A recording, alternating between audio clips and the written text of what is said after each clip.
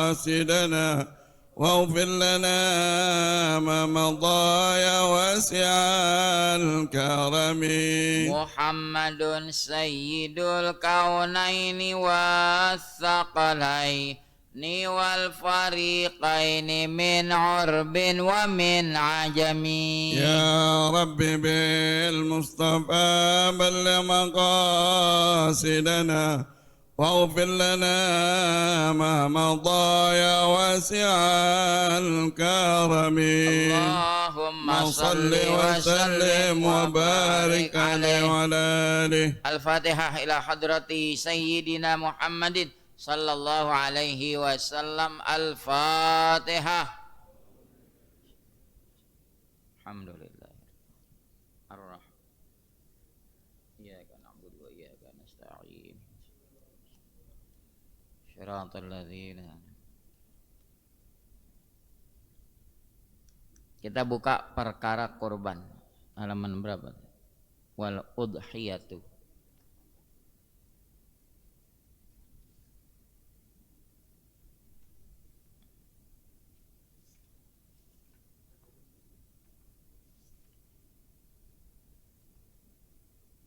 Kemarin berbicara makanan yang boleh dimakan dan yang haram. Sekarang wal udhiyatu sunnatun muakkadah. Masalah korban 139. Bismillahirrahmanirrahim. Alhamdulillahi rabbil alamin. Wa bihi nasta'in ala umurid dunya waddin. Wassalatu wassalamu ala asyrafil mursalin Sayyidina Muhammadin wa ala alihi wa sahbihi ajma'in. Amma ba'du. Fa inna asdaqal hadits kitabullahi ta'ala wa khairal hadyi hadyu Muhammadin sallallahu alaihi wasallam wa syarral umuri muhdatsatuha wa kulla muhdatsatin bid'ah wa kulla bid'atin dhalalah wa kulla dhalalatin finnar. Wa bisanadil muttasili ilal imamil muallif rahimahullahu ta'ala wa adaman naf'a bihi wa bi barakati ulumihi wa bikum fid daraini amin. Radhiyallahu ankum qala radhiyallahu an. Bismillahirrahmanirrahim. Faslun wal udhiyatu sunnatun muakkadah wa yujzi'u fiha al jaza'u minad dha'ni wassaniyyu minal ma'zi wassaniyyu minal ibili wassaniyyu minal baqar wa tujzi'u al badanatu an sab'atin wal baqaratu an sab'atin wasyatu an wahidin wa arba'un la tujzi'u fit dohaya al awra'ul bayyinu awaruha wal arja'ul bayyinu arajuha wal maridatul bayyinu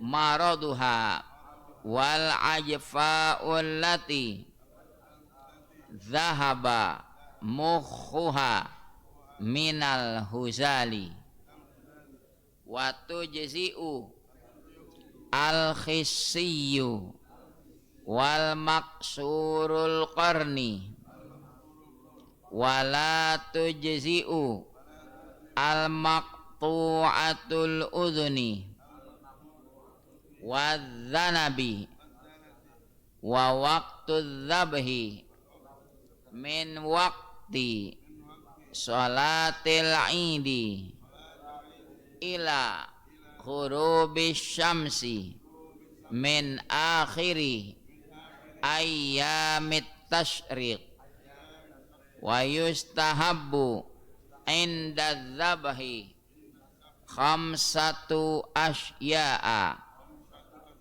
at-tasmiyah wassalatu ala nabi sallallahu alaihi wasallam wastiqbalul qiblah wat takbiru wat du'a'u bil qabul wala ya'kulul mudahhi syai'an minal udhiyatil manzurah wa ya'kulu minal udhiyati al mutatawwa'i biha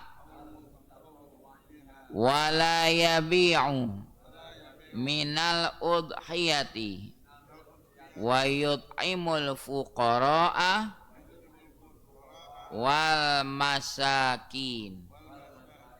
Wallahu alam.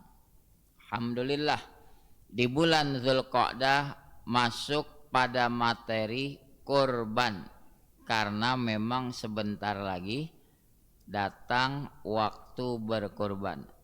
Mudah-mudahan Allah lapangkan rizki kita agar bisa menunaikan ibadah kurban. Amin ya rabbal alamin. Definisi kurban disebutkan ismun lima yudbahu minan na'ami yauma idil adha wa ayyamat tasyriq taqarruban ilallahi ta'ala. Korban itu udhiyah, satu nama untuk hewan na'am yang disembelih di hari raya Idul Adha dan 3 hari tasyrik. Tujuannya mendekatkan diri kepada Allah.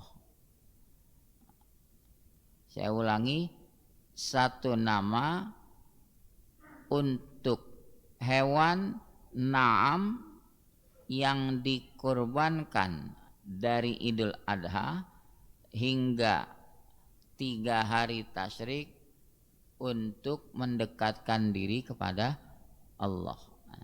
Na'am itu cuma mencakup 3, onta, sapi, kambing. Itu disebut na'am dalam bahasa Arab. Ini bukan na'am yang artinya ya, ya. Itu ainnya fathah na'am. Kalau ini na'mun, jamaknya an'am. Ada nama surah Al-An'am. Di Indonesia diterjemahkan hewan ternak. Ya. Apa hukum berkorban? Ya. Hukum berkorban kalau dari ayat Al-Quran familiar buat kita. Fasholli li rabbika wanhar. Sholatlah karena Rabbmu dan berkorbanlah. Kebanyakan ahli tafsir menerangkan sholat yang dimaksud adalah sholat Idul Adha. Lalu wanhar artinya berkorbanlah. Wal udhiyatu sunnatun muakkadah. Berkorban itu hukumnya sunnah yang ditekankan. Jadi yang memiliki kelapangan rizki diperintah berkorban. Nabi Ibrahim diuji, diperintah menyembelih putranya Ismail. Sami'na wa ta'na, dia taati. Lulus menghadapi ujian Allah yang berat itu. Dia sembelih anaknya. Ketika goloknya berbalik, mata pisaunya tidak mau memakan leher Nabi Ismail. Lalu Allah bilang, qad shaddaqtar ru'ya, kamu telah membenarkan mimpimu. Nah, disitulah Allah gantikan dengan kambing dari surga. Wa fadainahu bidzibhin azim. Kami gantikan Ismail dengan hewan yang besar, yaitu dzibhin, kambing yang disembelih dari surga. Ini kan memberi isyarat kalau orang yang berkorban Allah ganti. Entah diganti di dunia, entah diganti di akhirat. Jangan merasa uangnya hilang begitu saja. Allah ganti. Jadi hukum korban itu sunnah muakkadah, sunnah yang ditekankan. Korban juga disebut sunnah kifayah. Sunnahnya kifayah. Artinya andai kata dalam satu keluarga, kepala keluarga berkorban seekor kambing, itu sudah menggugurkan kesunatan kurban buat yang lain. Jangan salah paham, katanya satu kambing bisa buat satu keluarga. Bukan, satu kambing tetap atas nama satu orang. Ini dari sisi gugur tolap, tuntutan berkorban udah gugur. Karena di satu keluarga itu sudah ada satu orang yang berkorban. Tapi andai kata satu keluarga terdiri dari 5 orang semuanya berkorban, lebih bagus lagi. Wa yujzi'u fihal jaza'u minad dha'ni. Sekarang bicara usia hewan yang sah buat dikorbankan. Dan memadai pada korban itu al jaza'u minad dha'ni, domba yang berusia setahun. Jadi kalau domba kupak 2 sah buat korban. Bagaimana kalau kambing bandot wasaniyu minal ma'zi, dan memadai daripada kambing itu yang berusia 2 tahun ke atas, kupak 4. Jadi kalau belinya kambing usianya setahun nggak sah, tapi kalau domba usia setahun sah buat korban. Mohon diperhatikan itu tanda cukup umur. Kalau kambing gampang, lihat saja gigi di rahang bawah, bila mana gigi susunya tanggal, copot, berganti dengan gigi yang besar, itu namanya kupak.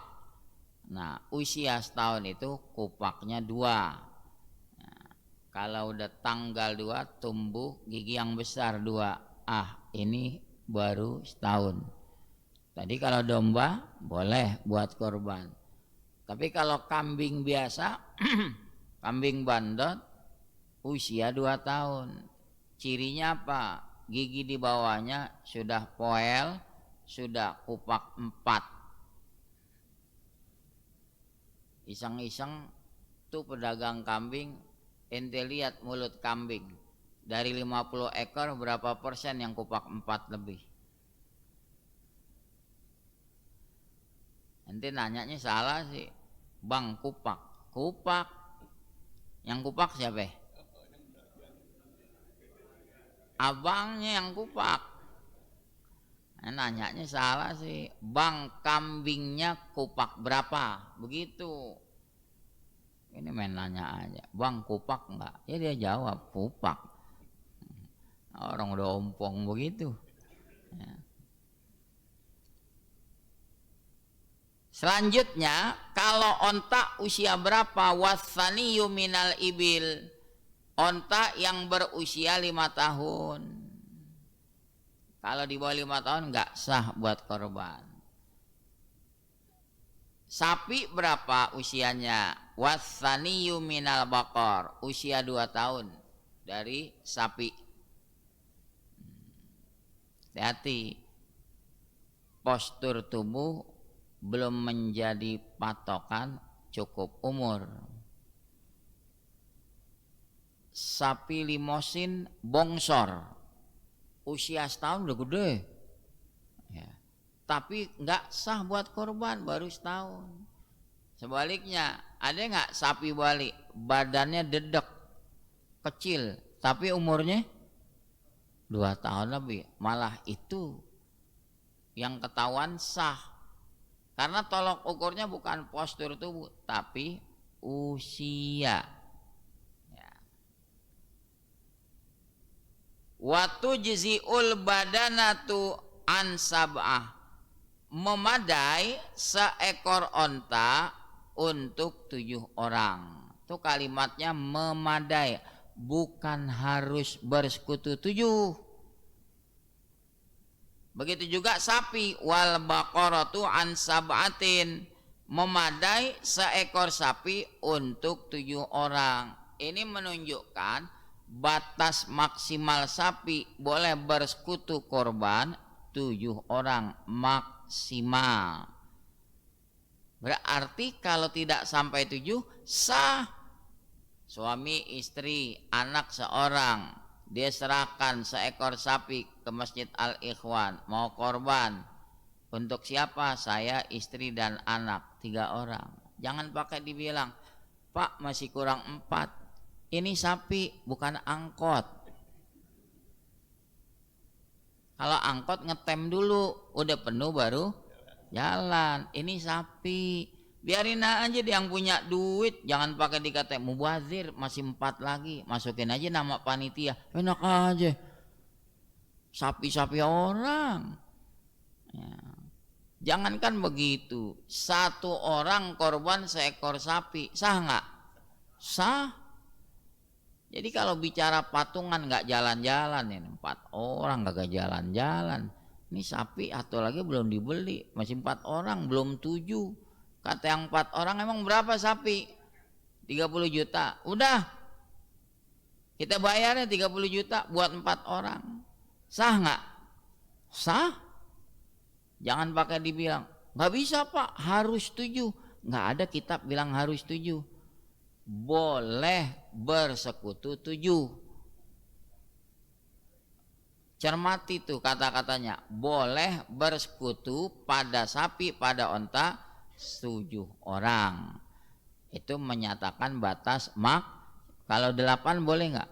Nggak boleh. Kalau 7 boleh. Berarti kalau kurang dari 7 boleh juga. Wasyatu an wahidin, seekor kambing untuk 1 orang. Jangan dibilang 1 kambing untuk 1 keluarga.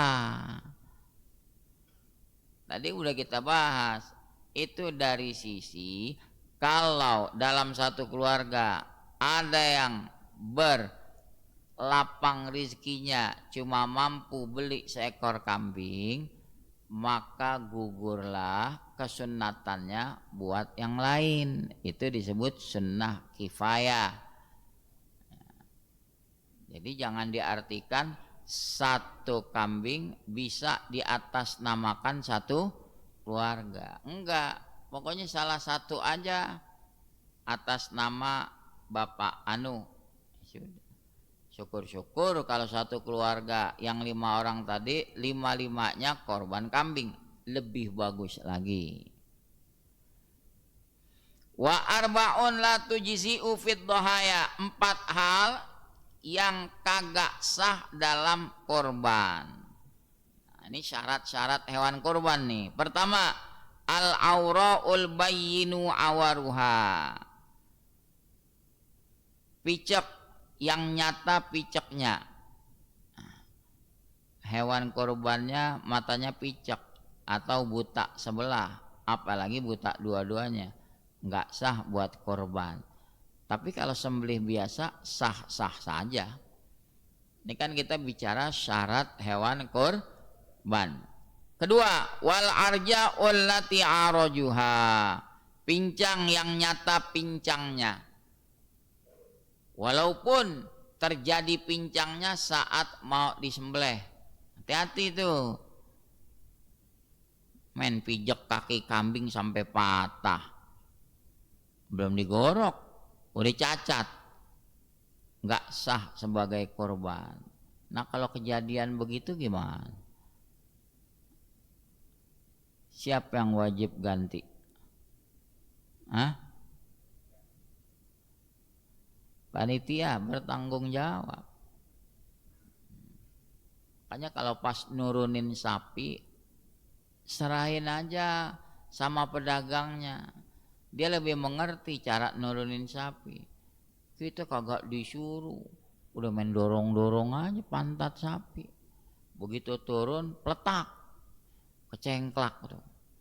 Pincang. Mau dibawa ke dukun patah mana?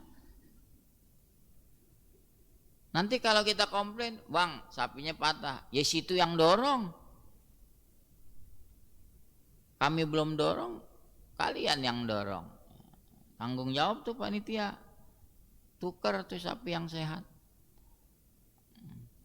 Kalau udah begini main tuding-tudingan. Nu yang dorong dia nih. Kata temannya, lo yang nyuruh. Nah, mulai deh lempar batu sembunyi tangan.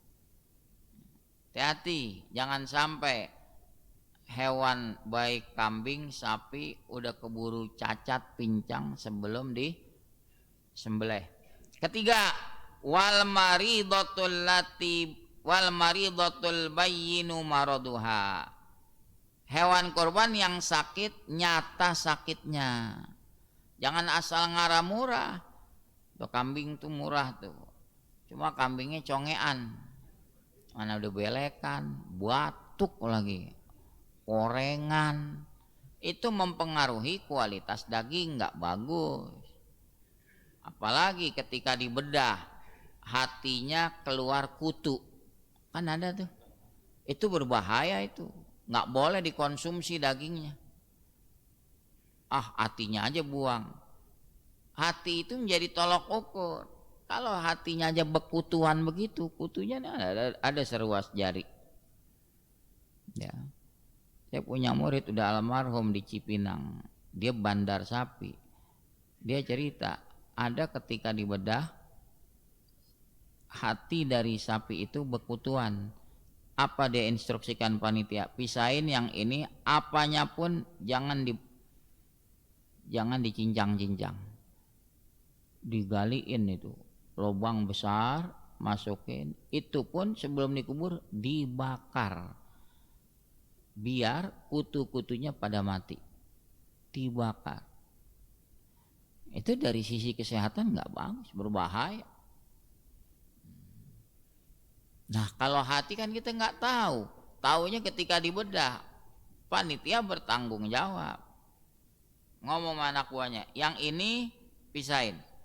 Jangan digabung sama daging korban yang lain. Ini pertama, hewan ini tidak sah sebagai korban. Dan jangan dikonsumsi.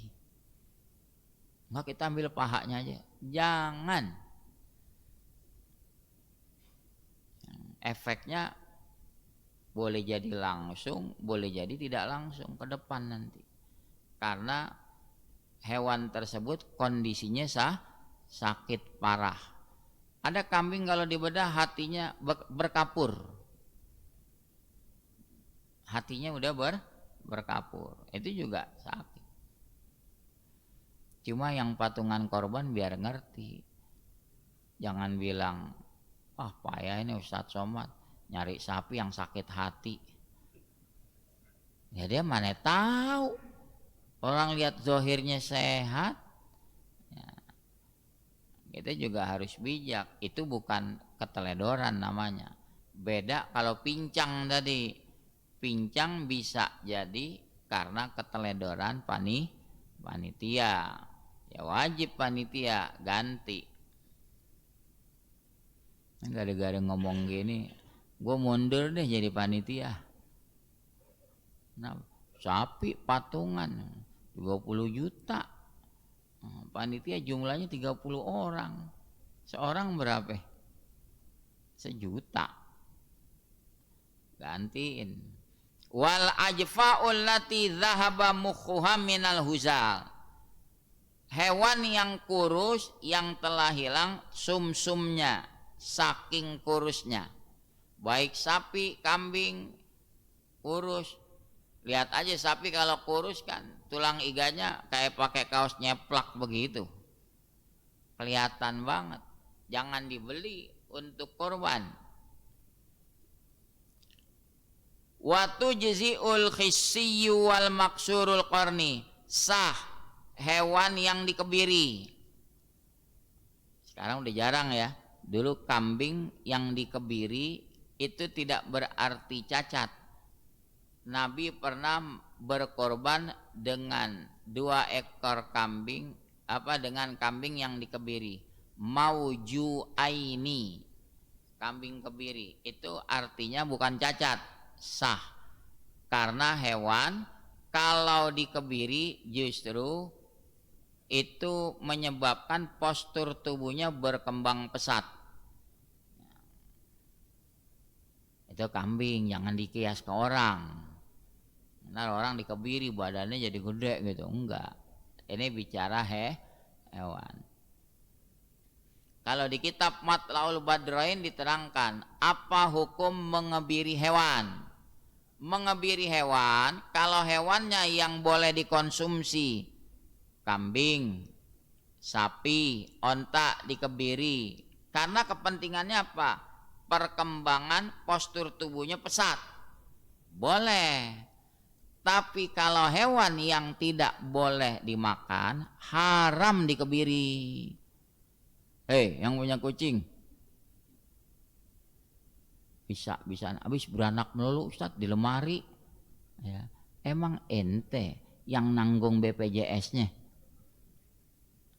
Enak aja kucing main bawa ke dokter hewan dikebiri, haram.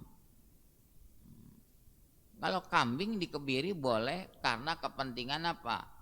Perkembangan postur tubuhnya jadi pesat. Lagi juga hewan yang boleh dikebiri ada aturannya. Kalau usianya di bawah sebulan. Kalau udah lebih dari sebulan, ya 3 bulan, 4 bulan, nggak boleh nyeksa itu. Jadi ada aturan mainnya. Jadi kesimpulannya hewan korban yang dikebiri sah nggak? Sah. Wal maksurul qarni, yang patah tanduknya. Karena tanduk tidak dikonsumsi. Mana ada sop tanduk. Ya, nggak dimakan. Jadi kalau andai kata kambing beradu tanduknya patah, tidak cacat, sah buat korban. Tanduknya. Tapi jangan salah paham, mentang-mentang begini boleh diaduin, ya kagak boleh. Wala tujzi'ul maqtu'atul uzuni, tidak sah hewan korban yang diputuskan daun telinganya. Diputuskan loh. Kalau cuma dikasih peneng kan tidak robek. Ya, kasih peneng tanda itu enggak cacat. Tapi kalau misalnya diputuskan separuhkah, seperapatkah, atau totalkah daun telinga, kenapa jadi cacat? Karena telinga itu bisa dikonsumsi. Terlepas doyan apa enggak lain urusan. Kalau tanduk tidak bisa dikonsumsi. Jadi kalau patah tanduk enggak cacat. Tapi kalau putus daun telinga itu cacat. Begitu juga wadzanab, ekornya sapi ekornya panjang. Belum nyampe ke Rawasari udah lompat tuh alap-alap. Habis tuh sapinya hidup, buntutnya bondol. Diapain? Dibuntung-buntungin. Cacat buat korban. Bagaimana kalau kambing emang tumbuh dari awal bondol? Boleh nggak? Boleh. Karena bukan kita yang ngebuntungin. Memang ras kambing itunya nggak ada ekor, bondol. Kalau nggak salah jenis domba di Cina itu, ya, dia bondol. Cuma dia punya pinggulnya bohai-bohai. Ya. Ada lagi kambing emang dari kecil tidak tumbuh tanduk, sah buat korban. Saya lupa istilahnya tuh. Ada jenis kambing gede, tapi memang palanya pelontos, kagak ada tanduk, sah buat korban. Wa waktu dzabhi, waktu menyembelih. Nah, ini waktu menyembelih hewan korban. Min waktu sholatil id, dari waktu penyelenggaraan sholat id.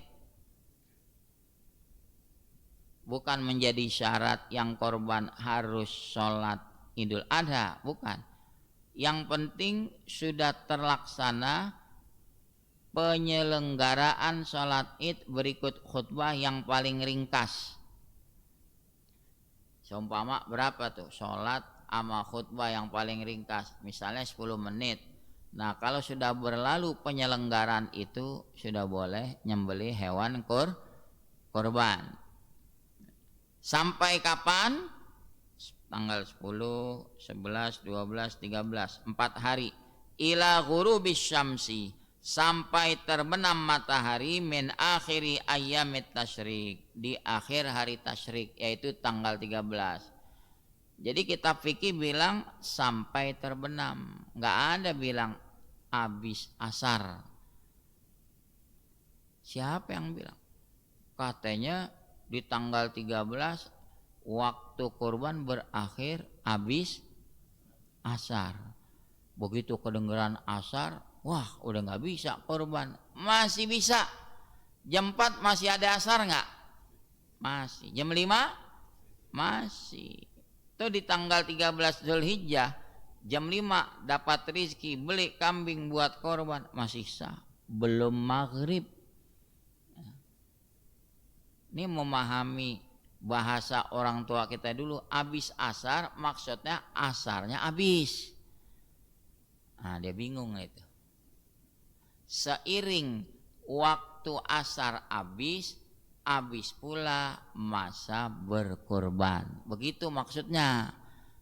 Ini persepsinya belakangan dibilang habis asar, begitu masuk asar habis. Enggak. Berakhir pada saat matahari terbenam.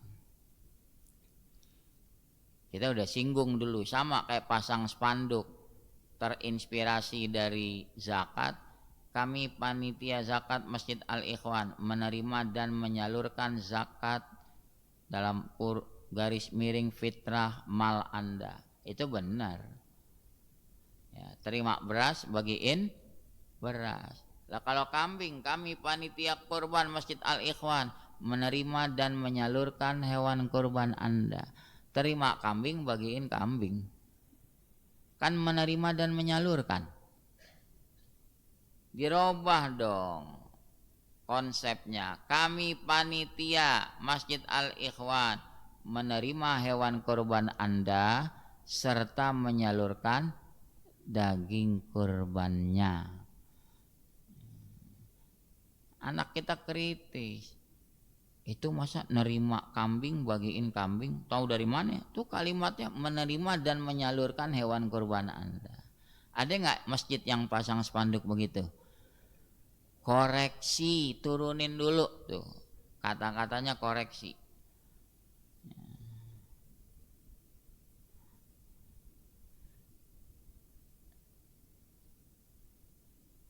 Wa yustahabbu inda dzabhi khamsatu asya. Disunnahkan ketika menyembelih 5 hal disunnahkan. At-tasmiyah, baca bismillah. Kalau di madhab Syafi'i baca bismillah sunnah. Kalau di madhab lain wajib. Nah, kita menyikapi perbedaan ini, lebih bagus baca apa enggak? Baca. Kedua, wassalatu ala nabi, baca salawat kepada Nabi sallallahu alaihi wasallam. Cuma tadi baca bismillahnya sebagian ulama menganjurkan bismillah, nggak pakai ar-rahmanir-rahim. Kenapa? Karena konteksnya itu menyembelih. Tanpa sifat ar-rahman pengasih, ar-rahim penyayang, cukup bismillah. Ada konteks yang pakai ar-rahmanir-rahim di masalah lain. Kalau nyembelih makan, satu riwayat bilang Nabi baca bismillah. Atau juga nurunin jenazah ke lubang kubur, bismillah wa ala millati Rasulillah. Jadi ada yang bacaannya terbatas hanya contohnya ketika menyembelih. Setelah itu baca sholawat. Bismillah, Allahumma salli ala Sayyidina Muhammad wa ala ali Sayyidina Muhammad. Wastiqbalul qiblah. Ketiga, sunnah menghadap kiblat. Yang menyembelihnya menghadap kiblat, hewannya juga menghadap kiblat. Kalau memungkinkan. Kalau hewannya sulit dihadapkan ke kiblat, ya sedapatnya deh. Nah. Kemudian wat takbiru, bertakbir. Ya. Yang keempat, yang kelima doa qabul. Allahumma hadza minka wa ilaika fataqabbal qurbanan an fulan bin fulan. Itulah 5 hal.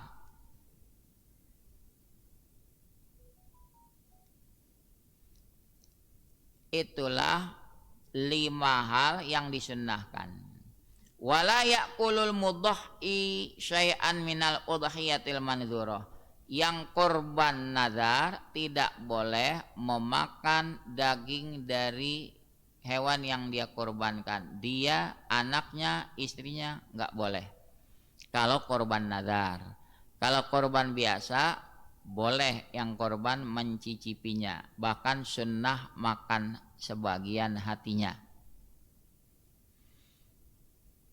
Wa ya'kulul minal udhiyatil mutatawwa'a biha. Boleh memakan hewan korban yang sunnah.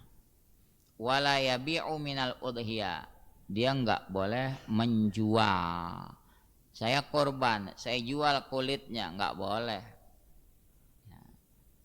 Sekarang panitia ngejual, boleh apa enggak? Kalau di antara personil panitia ikut kurban di hewan sapi patungan itu, dia enggak boleh menikmati dari jualan kulitnya.